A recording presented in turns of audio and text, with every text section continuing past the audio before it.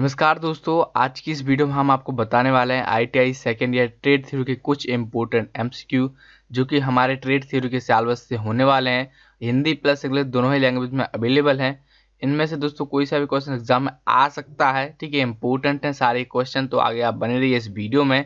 तो नमस्कार दोस्तों, मेरा नाम है कौशल, आप सभी का स्वागत है आज की इस वीडियो में आगे बढ़ने से पहले हम आपको बता दें दोस्तों, अगर आपने अभी तक हमारा चैनल सब्सक्राइब नहीं किया तो सब्सक्राइब कर लो। उसके बाद जो बेल आइकन आए उसको भी प्रेस कर देना।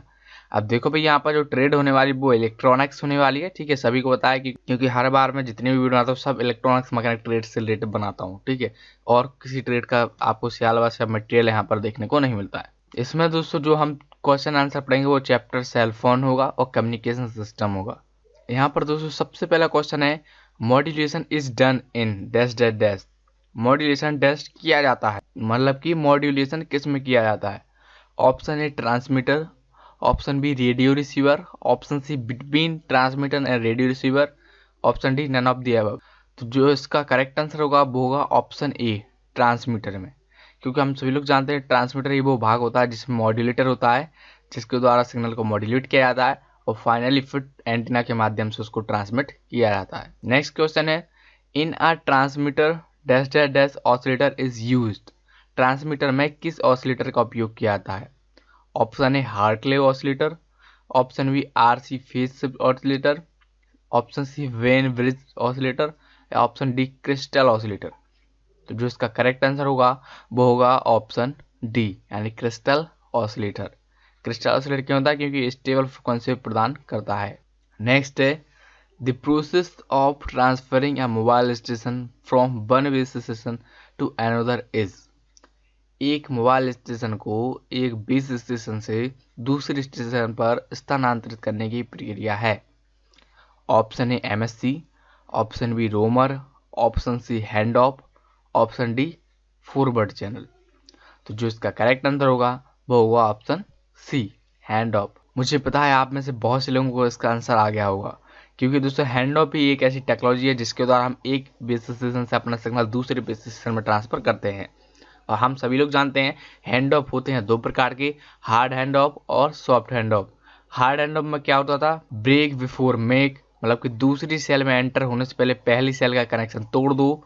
और सॉफ्ट हैंड ऑफ में क्या होता था, मेक बिफोर ब्रेक, ये दूसरी सेल में एंटर होने से पहले उससे पहले कांटेक्ट बना लो, फिर पहली सेल का कांटेक्ट तोड़ो।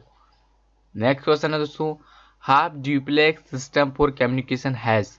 संचार के लिए हाफ ड्यूप्लेक्स, ठीक है। यहाँ पर आधा द्वैत प्रणाली कुछ लिखा है हिंदी में, तो उसको इग्नोर करना। मतलब कि हाफ ड्यूप्लेक्स सिस्टम में क्या होता है। Option a communication in single direction, option b communication in single direction at a time, option c communication in both direction at the same time, option d none of the above. तो जो इसका correct answer होगा वो होगा option b communication in single direction at a time. मतलब कि एक time पर एक ही दिशा में कम्युनिकेट कर पाता है, मतलब कि एक टाइम पर एक ही दिशा में सिग्नल ट्रांसमिट कर पाता है। फॉर एग्जाम्पल जो आपका वॉकी टॉकी होता है वो एग्जाम्पल है हाफ ड्यूप्लेक्स का, ठीक है, जिसमें कि हम एक ही टाइम पर बोल सकते हैं। वो आपने फिल्म में देखा होगा, hello 22 alpha coming sir, over over over and out वगैरह वगैरह ऐसा कुछ बोलते हैं कोड, ठीक है। तो वो इसलिए बोलते हैं कि उनकी बात यहाँ पर खत्म हो गई, ओवर यानी अब आप बताओ, ऐसा कुछ करके बोलते हैं, ठीक है। कोड में ओवर एंड आउट यानी चलो ठीक है रखो अब। तो walkie talkie is a common example of half duplex. अब हाफ ड्यूप्लेक्स, फुल ड्यूप्लेक्स और फुल वाई फुल ड्यूप्लेक्स मैं आप सभी को ऑलरेडी बता चुका हूँ। अगर आप नहीं जानते तो आप मेरी पिछली वीडियो को चेक कर सकते हैं, आपको लिंक डिस्क्रिप्शन में देखने को मिल जाएगी, या फिर आप चैनल पर विजिट कर कर देख सकते हैं, जहाँ पर मैंने आपको कम्युनिकेशन सिस्टम के बारे में डिटेल से पढ़ाया था, ठीक है। हाफ ड्यूप्लेक्स में हम केवल एक टाइम पर एक ही सिग्नल को ट्रांसमिट कर सकते हैं। वॉकी टॉकी में हमें पता है कि केवल हम बात कर सकते हैं, वहाँ से बात नहीं आता उसी टाइम, पहले बात जाएगा फिर बात आएगा। मतलब कि पहले यहाँ से हम बोलेंगे और वहाँ से दूसरा पर्सन बाद में बोलेगा, अदरवाइज आपस में सिग्नल आएगा ही नहीं, ठीक है। तो एक हाफ ड्यूप्लेक्स का मतलब एक टाइम पर एक ही सिग्नल को ट्रांसमिट करता है। इसी प्रकार से फुल ड्यूप्लेक्स होता है। फुल ड्यूप्लेक्स होता क्या है, एक ही टाइम पर हम दोनों सिग्नल को भेज सकते हैं। फॉर एग्जांपल हमारा सेल फोन होता है, उसमें हम यहाँ से भी भेज सकते हैं, वहाँ से भी सिग्नल आ सकता है एक ही टाइम पर। और full by full duplex call conferencing is the common example of full by full duplex, ठीक है। तो इसके बारे में मैंने डिटेल से बता रखा है, तो आप चैनल पर विजिट करिए, वीडियो देखिए, आपको समझ में आ जाएगा।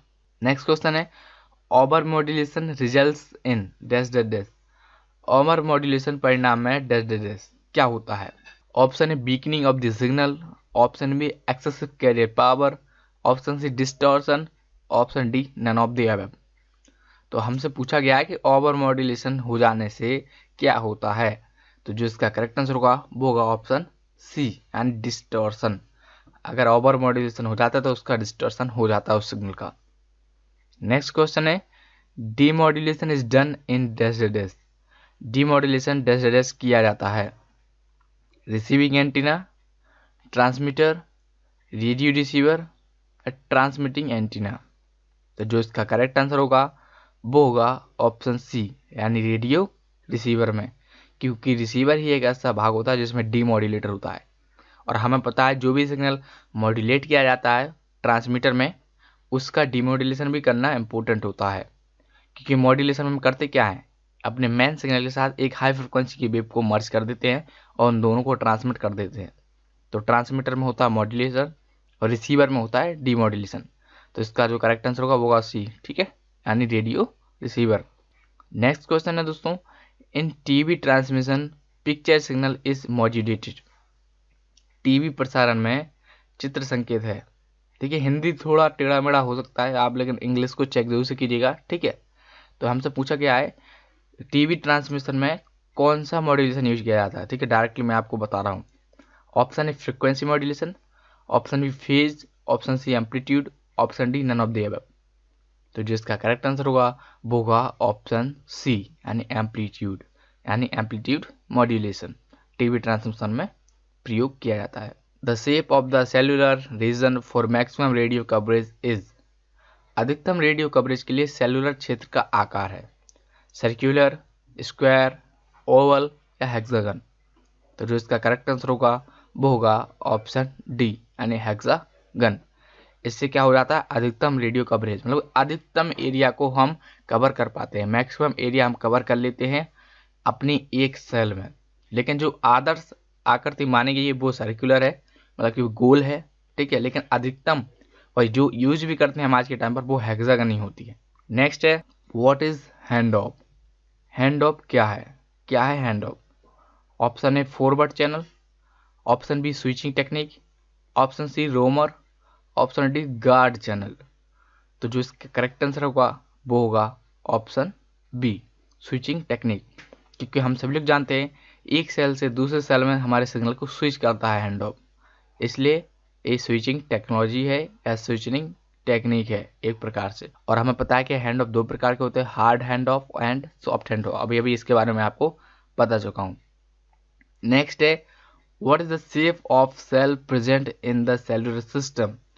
सेल्यूलर सिस्टम में मौजूद सेल का आकार क्या है? Option a circular, option b square, option c hexagonal, option d triangular. तो जो इसका करेक्ट आंसर होगा वो होगा ऑप्शन सी हेक्सागोनल। अब देखिए इसने पूछा क्या है प्रेजेंट टाइम में, ठीक है, पढ़ सकते हैं आप सेल्यूलर सिस्टम में मौजूद सेल का आकार, मतलब कि अभी इस टाइम पर सेल का आकार क्या है। तो हम सभी को पता है हेक्सागन सेल यूज करते हैं, क्योंकि उससे हम मैक्सिमम एरिया कवर कर पाते हैं और हमारा सिग्नल भी खराब नहीं होता है। अब आप लोग बोलेंगे कैसे खराब नहीं होता, तो उसके लिए फिर से बोलूंगा आप सभी लोग मेरी कम्युनिकेशन सिस्टम वाली या सेलफोन वाली वीडियो देख लो, लिंक आपको डिस्क्रिप्शन में देखने को मिल जाएगी, या फिर आप चैनल पर विजिट कर देख सकते हैं। इसके बाद दोस्तों अगर आपको यहाँ पर कुछ भी मुझसे पर्सनल बातचीत करना हो या कोई सवाल जवाब हो तो आप मुझे इंस्टाग्राम पर फॉलो कर सकते हैं। मेरी इंस्टाग्राम आईडी ये रही, वहाँ पर मैं ज़्यादातर एक्टिव रहता हूँ, ठीक है। साथ ही साथ आप हमारे ट्विटर पर भी फॉलो कर सकते हैं। सभी सोशल मीडिया अकाउंट की लिंक आपको डिस्क्रिप्शन में देखने को मिल जाएगी। और टेलीग्राम पर भी आप जरूर से फॉलो करना मत भूलिएगा, क्योंकि वहाँ पर भी हम कुछ ना कुछ न्यू अपडेट्स यहाँ पर करते रहते हैं, ठीक है। सभी सोशल मीडिया अकाउंट की लिंक आपको डिस्क्रिप्शन में देखने को मिल जाएगी। ये सभी एमसीक्यू दोस्तों उतने ज़्यादा टफ नहीं थे, सारे इजी थे, कम्युनिकेशन सिस्टम और सेल फोन चैप्टर से लिए गए थे। मुझे उम्मीद है कि आपको पसंद आए होंगे।